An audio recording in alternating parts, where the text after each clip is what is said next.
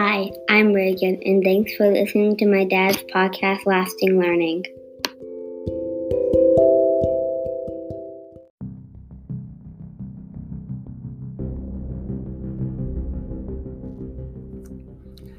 Hi, this is Dave Schmitto. Welcome to Education is a Minefield, an imprint of the Lasting Learning podcast.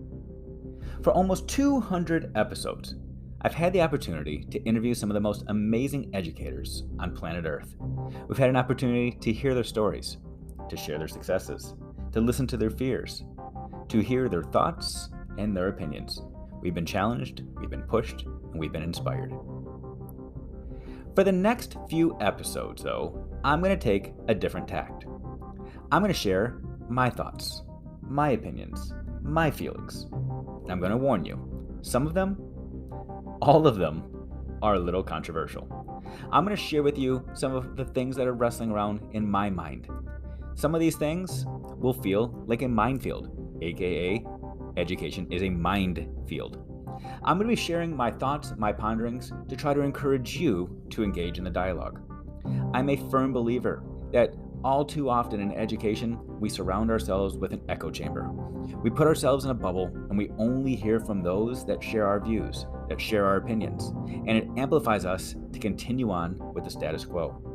I'm going to be sharing some things that might bristle you. I'm going to be sharing some thoughts to poke the bear, to encourage you to speak up, to disagree, to agree, to challenge, to talk. I'm going to be encouraging you to share these episodes with your friends and your colleagues, and feel free to talk about me behind my back.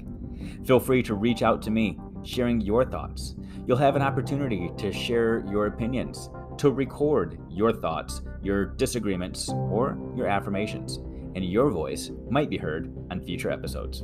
We'll be talking about quite a few things. Just to give you a preview of some of the thoughts rolling around in my head, I don't necessarily think standardized testing is a problem.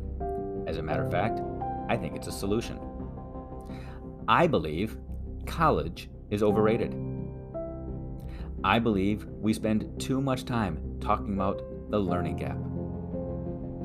I don't believe PBIS works.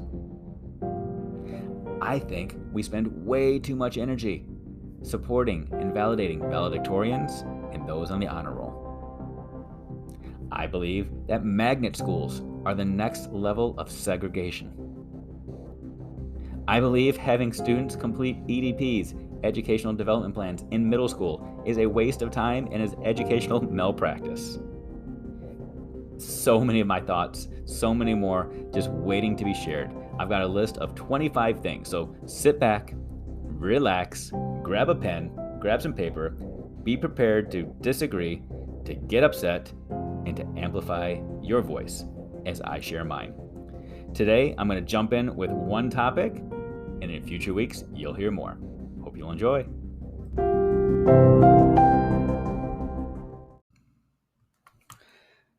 All right, I'm going to jump right to it with this episode. As I said in this imprint, education is a minefield. I'm going to be sharing some of my personal opinions and encouraging you to push back, to challenge, to engage in the dialogue. I want you to remember that I'm sharing my thoughts and my ideas.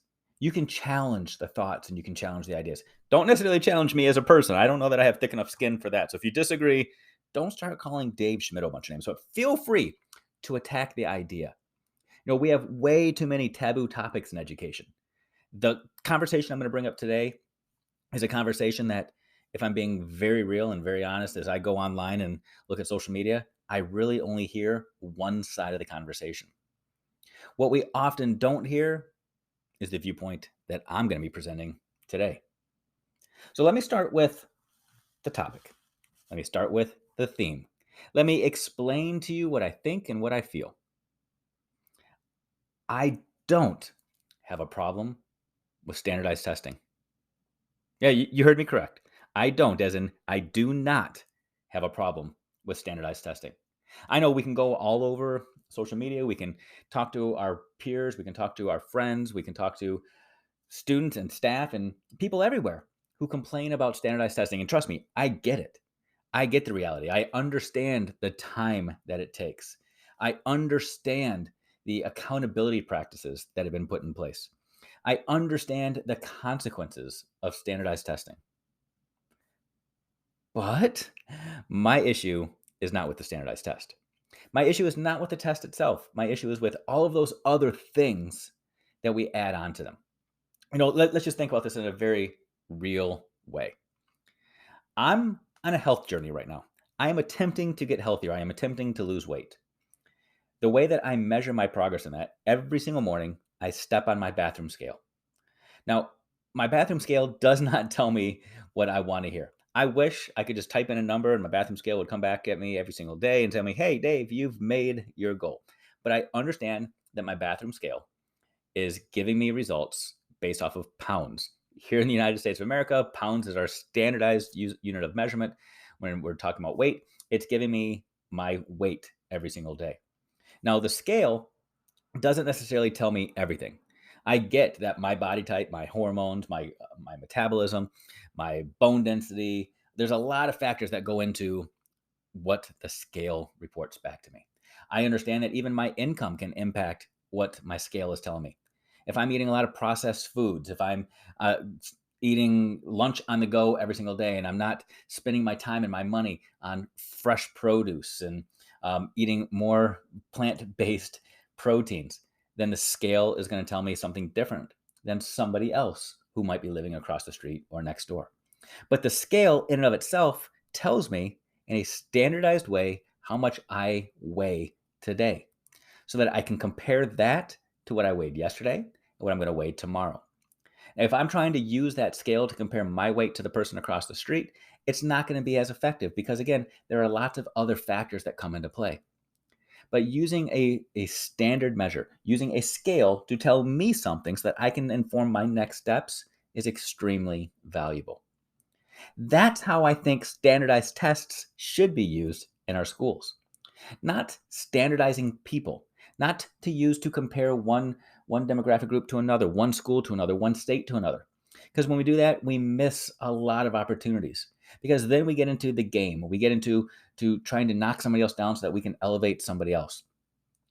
The reason standardized tests are in place in the first place is it's very simple. The reason is because somebody wearing a fancy suit and polished shoes recognized early on that we as educators were not using data to tell an objective story. We weren't necessarily getting into the weeds and saying, truly, here's what my students know or don't know. Because we were using data to tell our own narrative and to assume positive intent, which I understand is so important as an educator.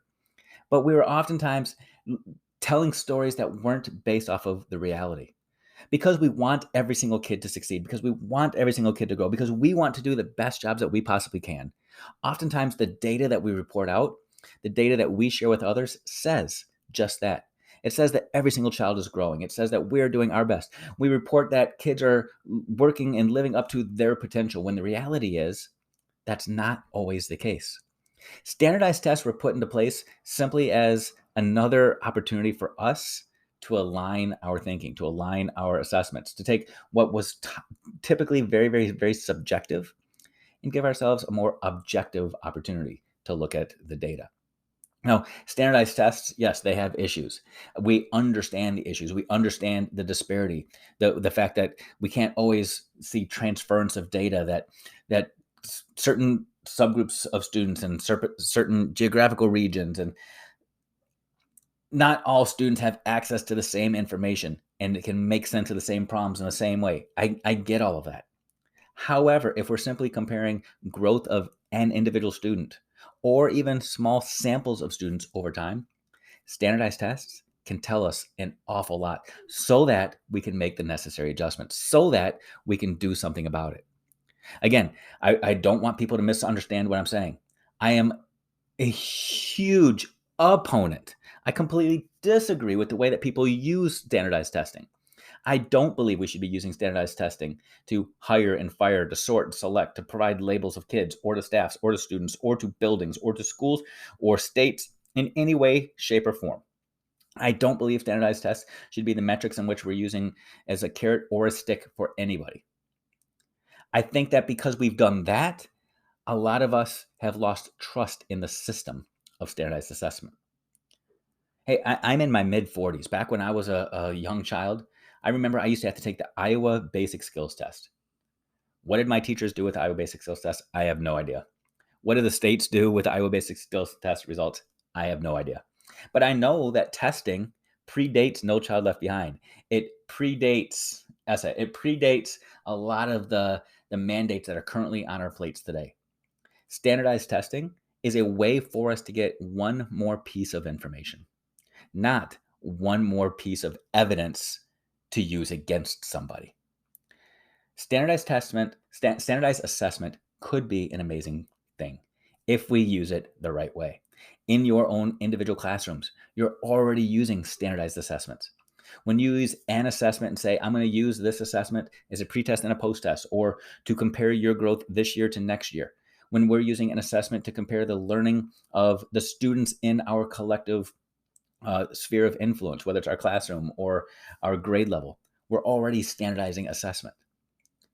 Standardized assessment is not the issue. It is the results of it that I have a problem with. I have a problem when our standardized assessments that we're currently using come from vendors who are also providing the intervention curriculum to help support the learners that aren't meeting those objectives. If we're buying our intervention materials from the same vendors we're buying our assessments from, there's an issue. If somebody were to come to me and say, I'm going to weigh you every single day, and I'm going to provide you the scale that's going to give you this accurate, I'm using air quotes right now, accurate measure of your success. And then when you're not meeting those benchmarks, you can come to me and buy something else that's going to help you meet those benchmarks. There's an issue, and I'm not buying it. Standardized assessments aren't the issue. It's how we're securing them and how we're applying them that are the problem. I would love to hear your thoughts. I would love for you to push back. I'd love for you to share. Send me a comment. Send me a message. Amplify your voice, and maybe I'll put your voice on the next episode.